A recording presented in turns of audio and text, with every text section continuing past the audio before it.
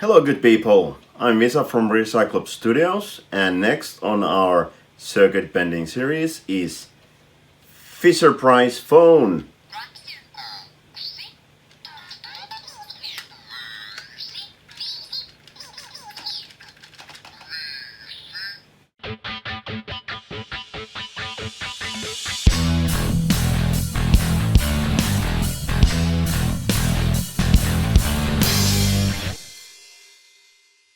Okay, so next up is FisherPrice phone. I haven't really finished it up yet. It don't close, but it works, which is great. This is a nice simple toy. It gives you numbers in Finnish.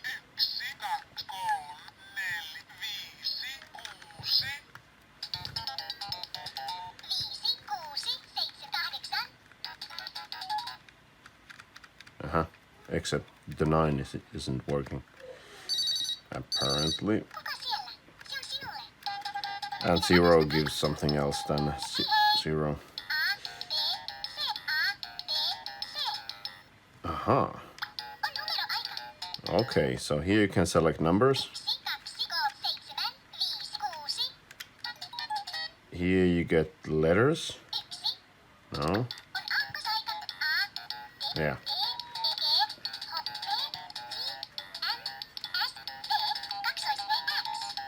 Annoyingly, it plays all kinds of other songs in between, which I could live without, but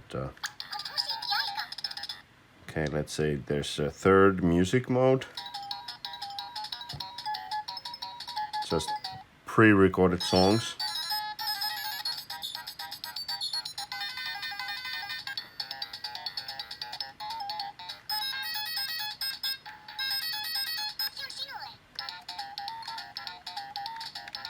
Yeah, the 9 is not working. Need to look into that.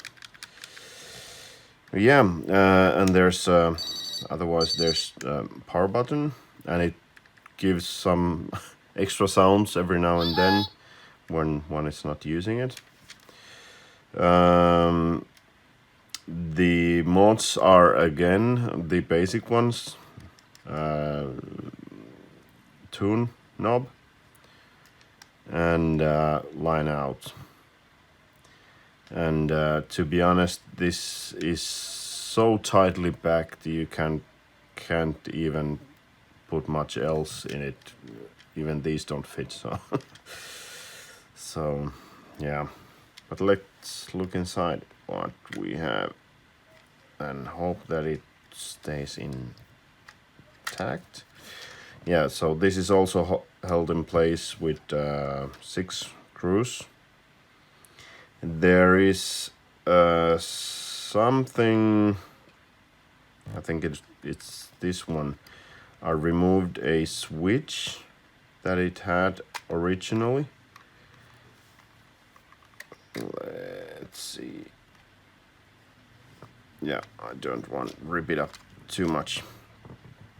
Anyway, there was a switch here, actually here, and through this hole came a when it was in store in package, it had a plastic kind of socket in there, which pushed the switch, and once you take it apart, pull the socket, the switch comes off. And what the switch does is it lowers or higher the volume, basically. I would have thought that there was some difference in the program, but I didn't see any difference in the program. So basically, as soon as you take it off, then it's lower volume, which is kind of odd. But yeah, I think I shorted the leads for the switch so that it would be on a higher volume all the time. Yeah, I think it's these ones nicely packed there. Anyway, This is again SMD. SMD components, which is not too nice, and these are quite tiny as well. And again, when you try to solder wires to SMD pads, use tiny wires first of all, and do some kind of what's called stress relief,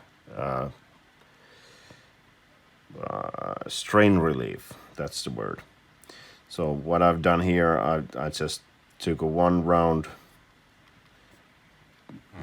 of this mechanical thing, and it's at least for now holding in place. Yeah. So here are the bends. There's the potentiometer.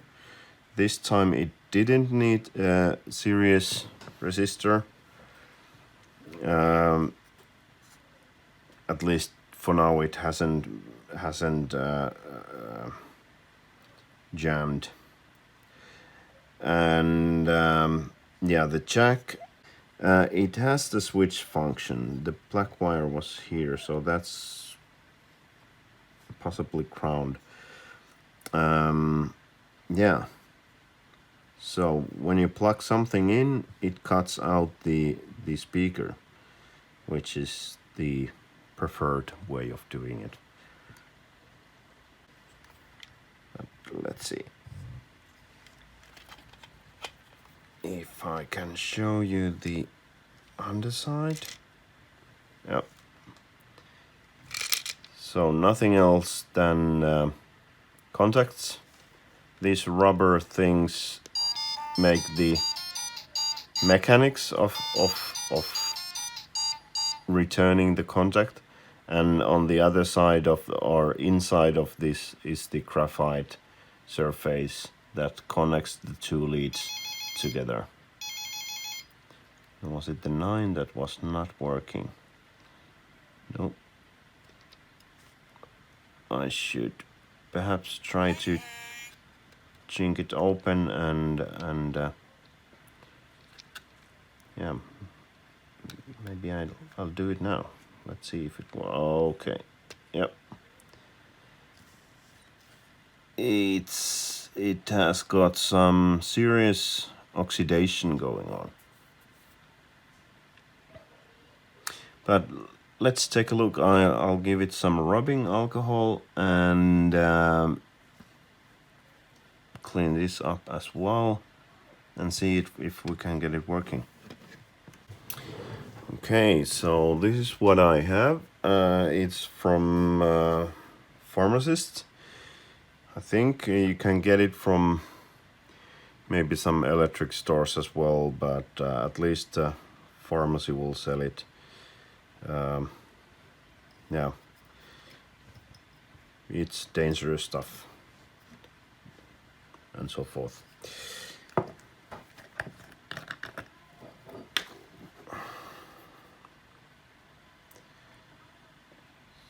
So just a little bit to the tip and keep the bottle closed because it will vaporize fast.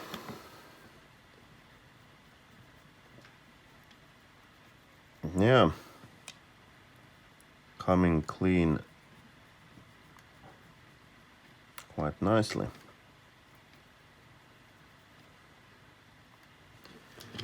And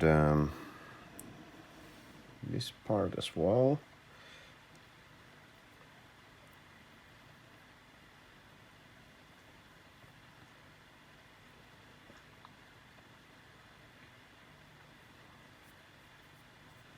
Yeah,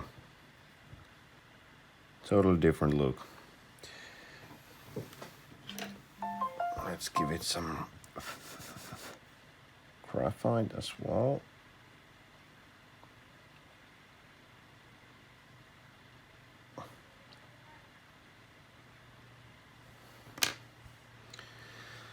Let's see, now it should work. wipe it off with the clean side.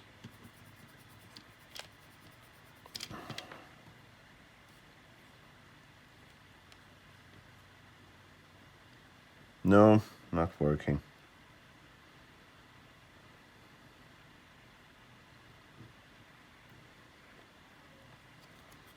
Too bad, too bad. One could try to trace the leads and see if it's... Sometimes it's not only the pads, but it can be in the electronics.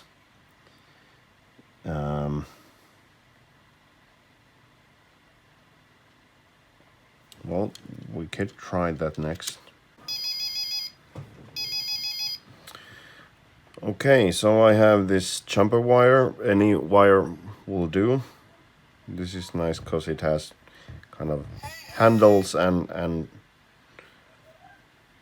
yeah, it's already peeled and so forth. Anyway, let's try to trace the leads.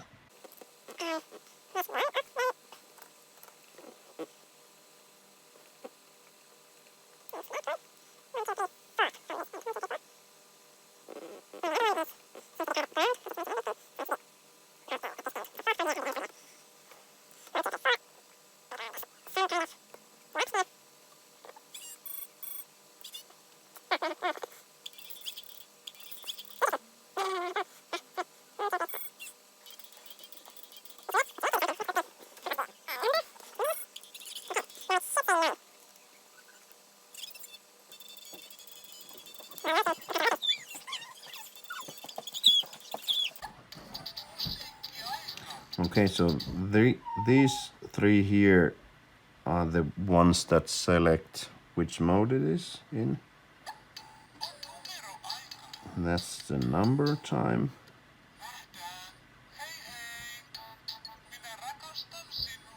This sounds like the 0, of course it has. There it is. That's the number 9.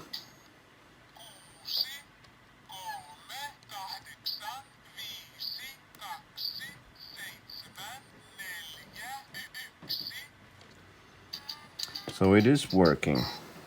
What is not working is the contacts here.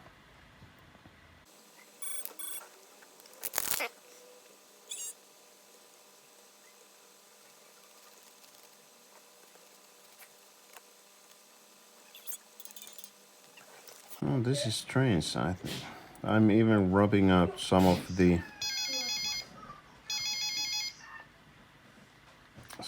copper here. So it should have a contact, but it's not.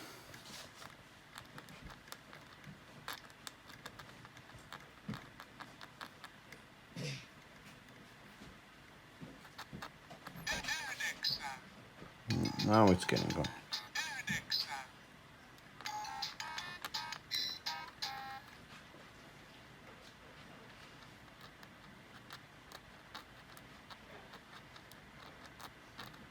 Of course, it's not good to have bare copper open because it will oxidize and stop working shortly.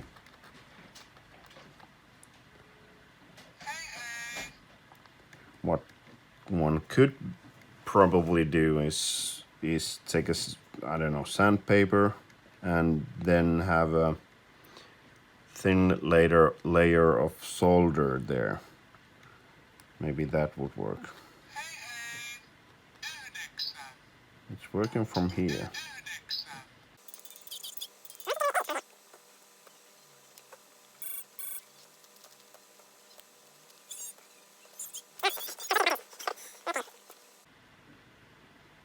That's a sad story. Yeah, I think it could be done by gently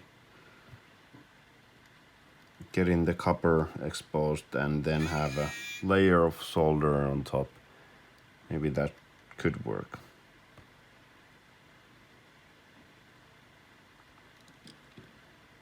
We'll see. Anyway, one could just take everything else away and just keep the apart and do some own mechanics if one likes to do something like that. Or the other way, take the connection pad and use that for something else. That's always a possibility as well.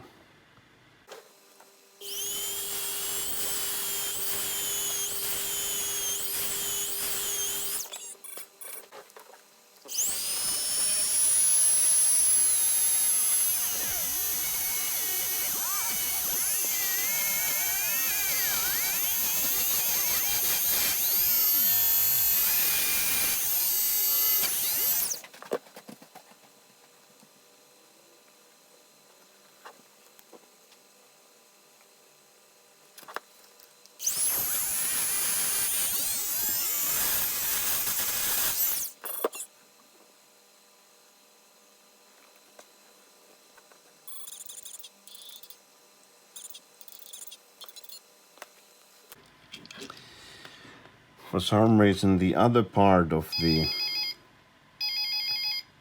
contact is coming open, but the other one doesn't.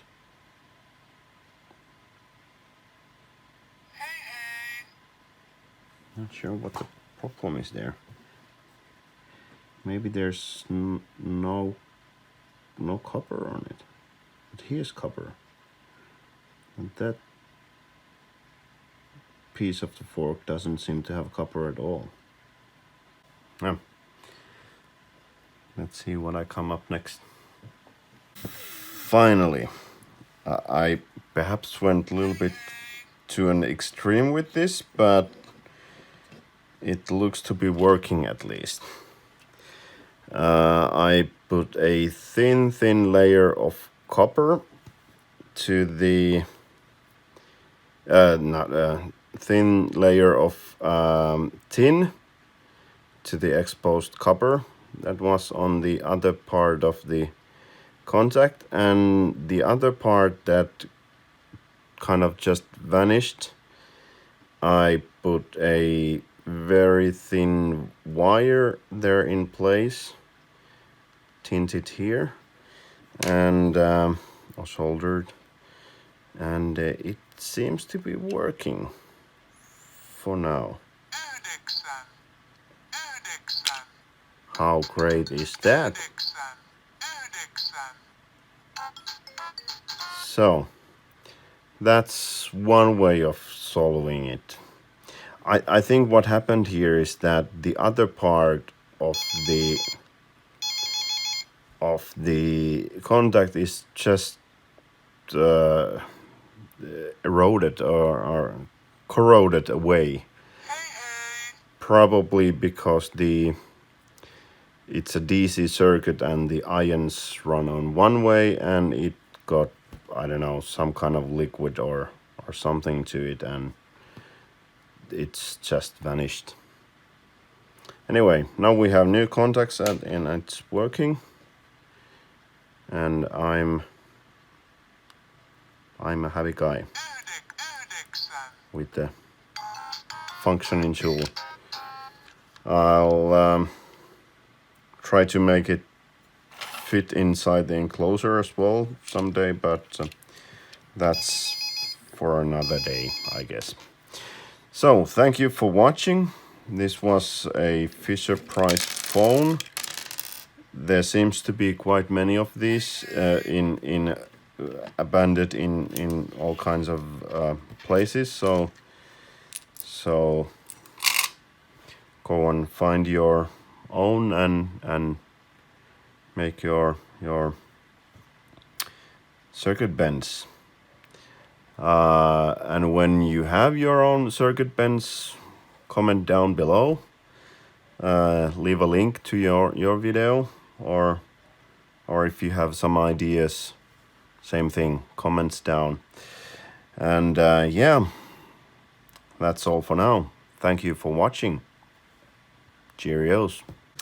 Now, before I go, I just wanted to show you that I managed to get it closed. Still working.